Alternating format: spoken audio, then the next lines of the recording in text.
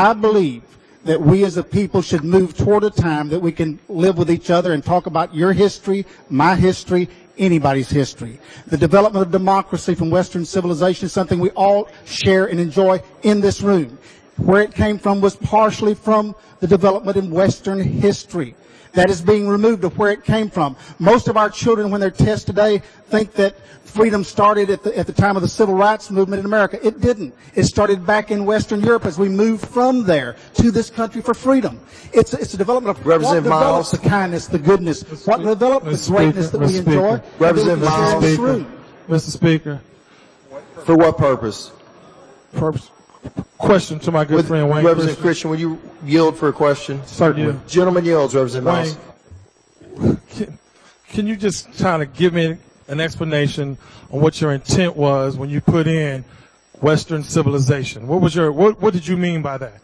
The development of where the part that Western civilization, we should teach where the Mexican country, Spaniards came to Mexico, had developed from that. We should understand all the way back how that came and made Texas what it is, a multicultural society. We study from where it came from the Canadians, the French coming down, made America a multicultural society. But we leave out so many times because of some bad feelings that have occurred for years, genuine feelings of separation and of races. We have left out what made democracy the thing that came to America. Where did it come from? It came from Western culture, Western civilization that brought some of those ideas. The workers, the freedoms, some of the industry and joy came from Western Europe to develop this country. Some of the greatness that came, the individual liberties we enjoy. Where did it come from? Part of it was, not all of it. The history that you're speaking of, would it include the history of the Jim Crow South?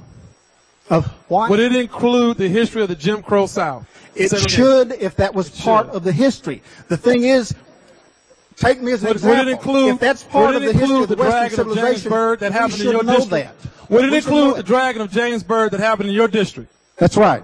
Would it include that too? Why? Would it include the history of James Byrd, the dragon of James Byrd that happened in your district? Not of Western civilization. So none of the history of African American or Asian American, none of that would be included in this, right? Would that be included in African history? Would white European history be included in African history? You really don't want to go there with me, man. You really don't. Would Spanish Mexican history be included in that? If it is, it should. But that's where we should study and get the truth, not the made up, not the separated. But if you're going to teach this one, that one, and one of whatever, whoever, it should be everything. Why don't we, James, Wayne, why don't we do Texas a great favor?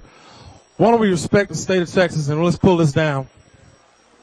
I respect the state of Texas. Let's pull this down. The freedom. Let's pull this down, Wayne Christian. Let's respect the state of Texas and the diversity in this great state, and let's pull this down, brother. I respect your opinion. I respect that.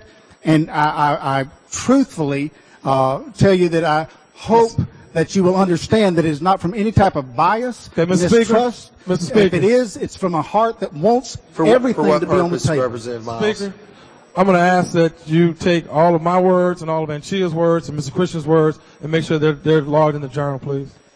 Members, you've heard the motion. Is there any objection? Chair hears none, so